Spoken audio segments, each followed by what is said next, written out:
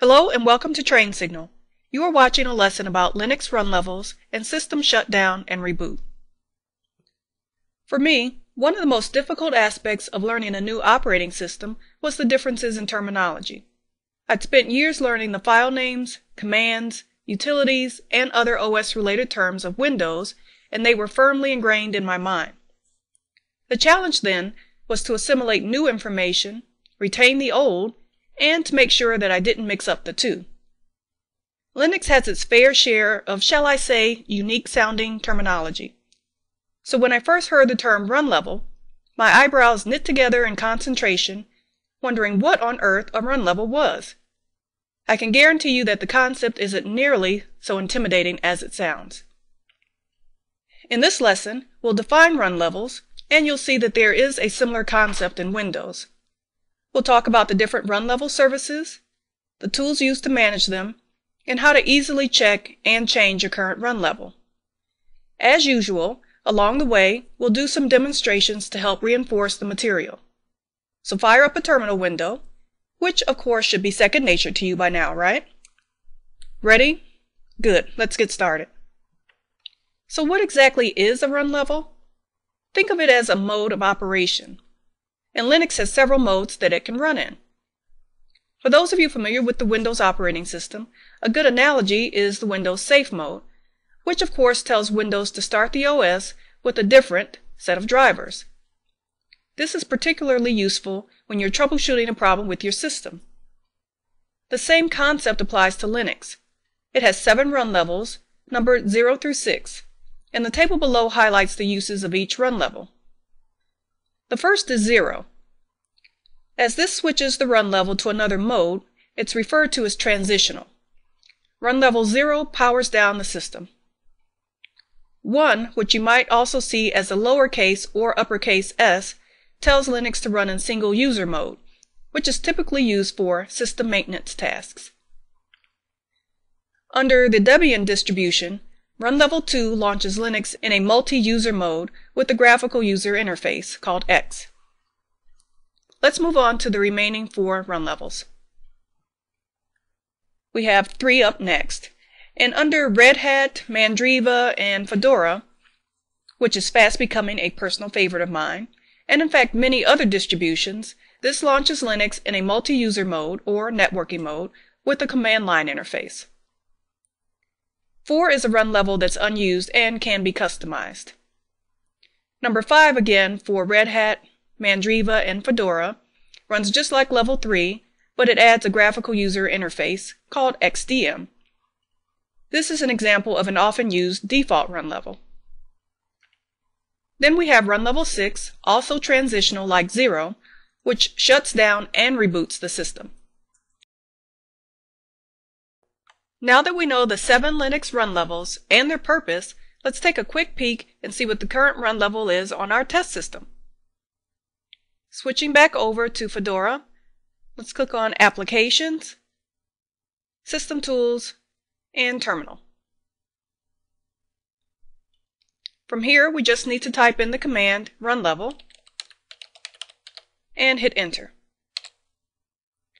We see that our current run level is 5, which is multi-user mode with the graphical interface, and the N here means that the run level has not changed since we booted the system.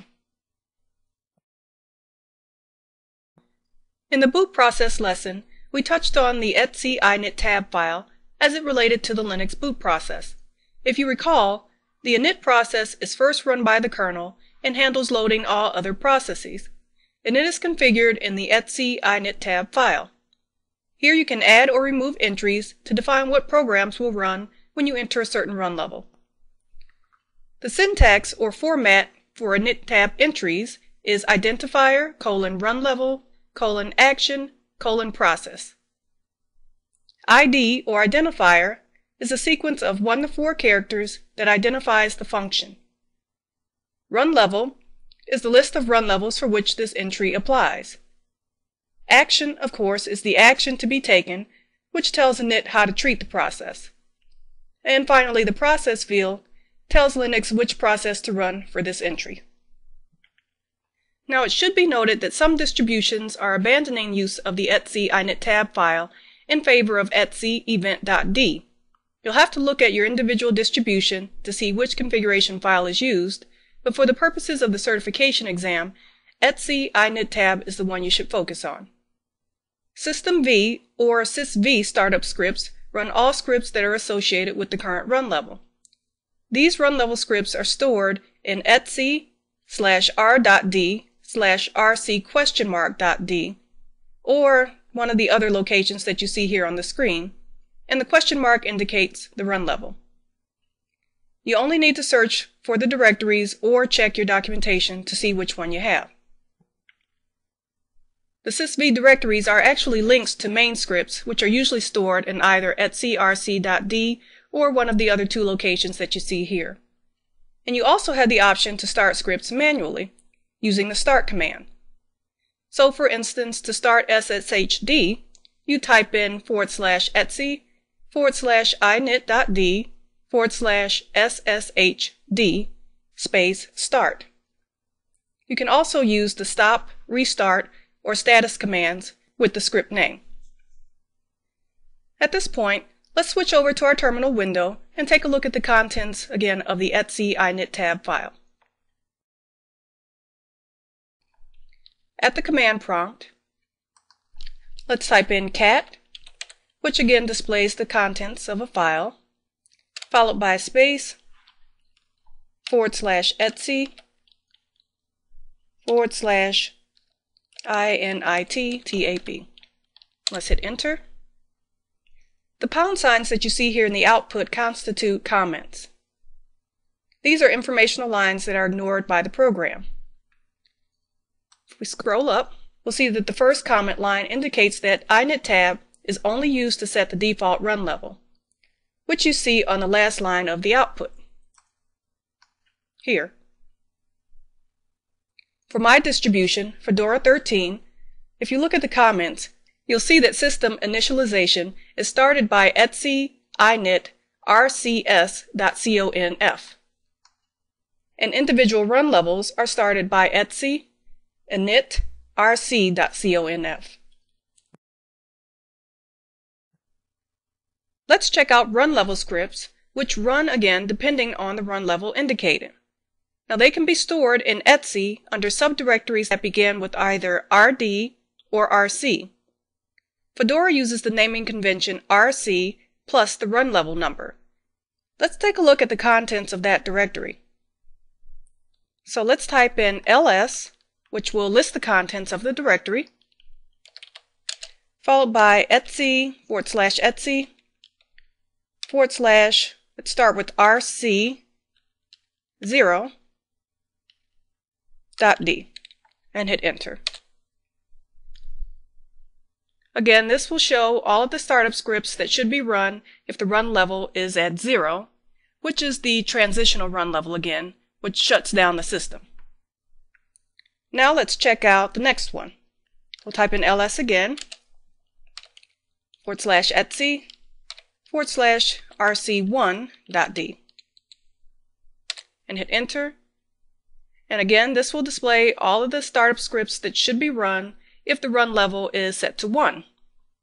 And 1 again is single user mode, and that's used primarily for maintenance. Let's try another couple.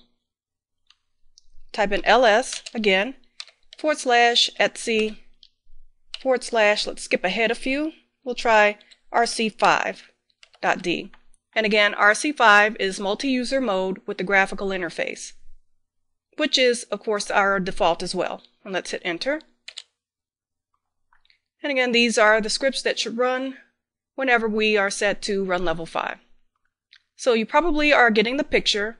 Depending on the run level, numbers 0 through 5, each of these directories will contain the scripts that should be run when the system boots up. If we take a step back, based on what we've covered so far, you should have a fairly good understanding of what a run level is, the standard 7 Linux run levels, and their uses. Armed with this information, it's time to get into how to manage them. You may need to change the default run level for yourself or in a networked environment for your users. In addition, there may be processes that you'd like to start automatically. If you're testing or troubleshooting, you'll have to change the run level at the command prompt. And there are a few utilities that will help manage the symbolic links to your sysv startup scripts we talked about on the previous slide. Let's examine each of these in more detail. Runlevels is a concept best understood through practice. Let's go back to our terminal window and type in the command runlevel. First, of course, let's clear the screen with the clear command. Now if we type in runlevel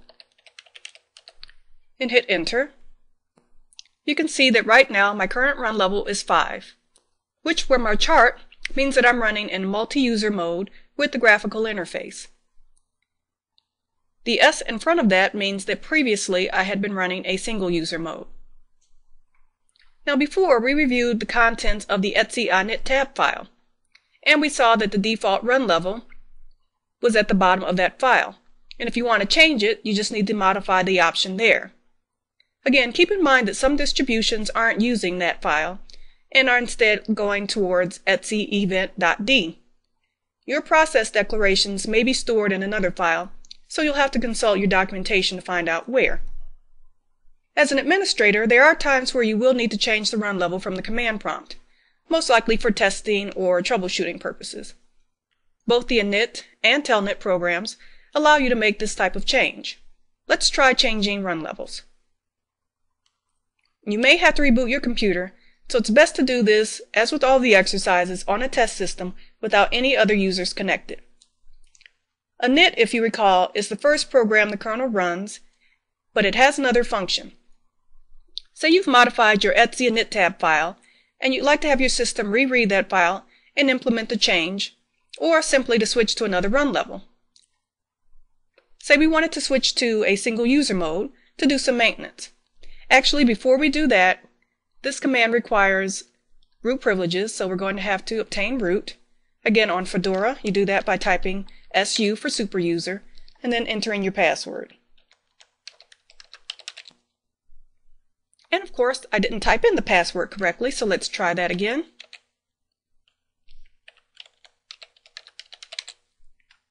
Okay, from here, let's try typing in init space 1.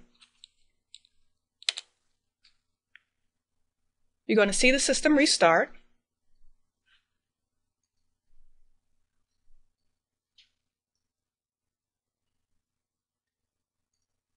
And we're in single user mode as indicated on the screen. So if we type in run level from here, we should see run level 1. So now to go back where we were before, I'm going to type in tel init space 5. From here, the system should reboot, which will take just a moment.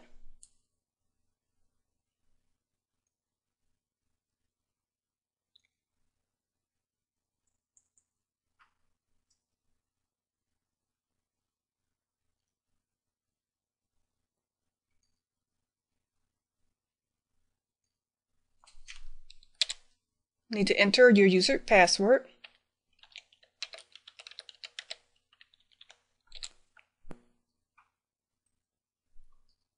And once your system reboots, let's open a terminal window again.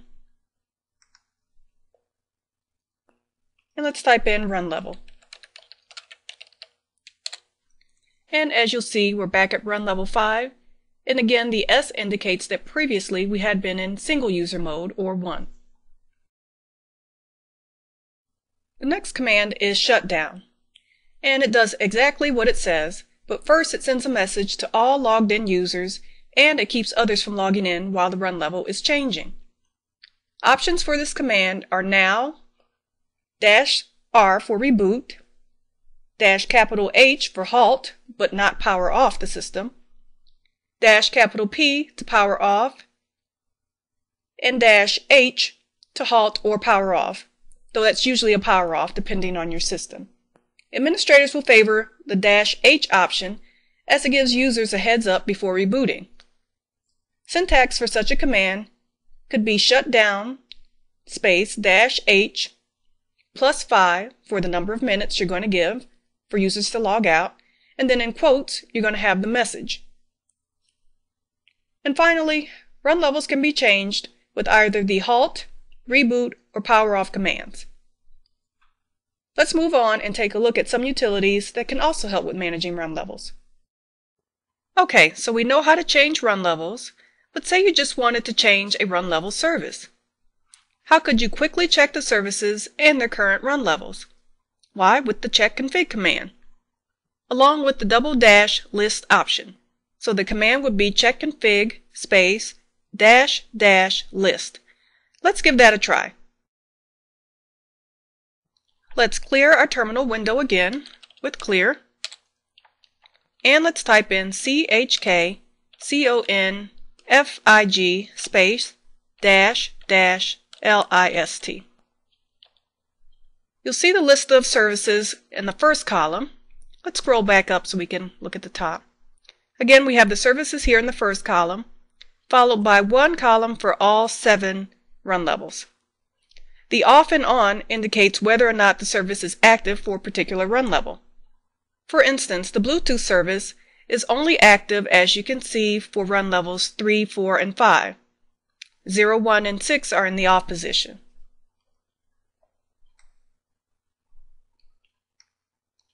Next, let's go back to our slides and review another utility.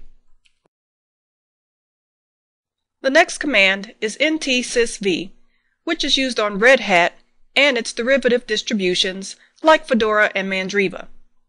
You simply type in the command without options to configure your current run level. Now this is a text mode program, so you use your arrow keys to move up and down and the space bar to toggle on and off.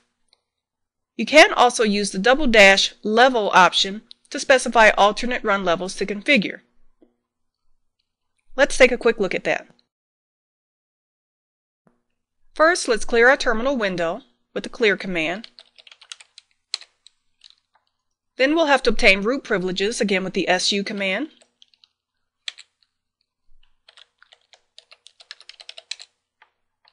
And then we'll need to type in ntsysv.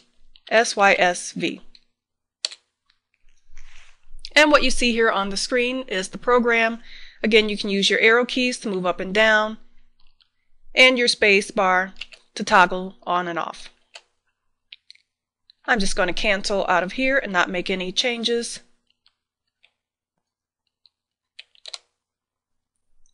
And let's go back to our slides. That concludes our lesson on run levels and system shutdown and reboot. Let's review what we've covered. Run levels was a confusing concept for me at first. Lots of commands, lots of options, and initially no idea when I'd really use any of this. But administrators will find that they rely on run levels quite a bit. Usually any system administration duties you need to perform will need to be done in a mode where minimal resources are loaded and users aren't connected to the network, or as we learned, run level 1. In this lesson, we learned that run levels were a mode of operation, similar to Windows Safe Mode. We talked about Linux's default run levels and services, and how to manage them both from the command line and with other utilities. Certification candidates should ensure that they've memorized the 7 run levels and their purpose, how to change and set the default, and otherwise manage run levels and their contents and locations of init tab and the sysv startup scripts. Thank you for watching, and I'll see you in the next lesson.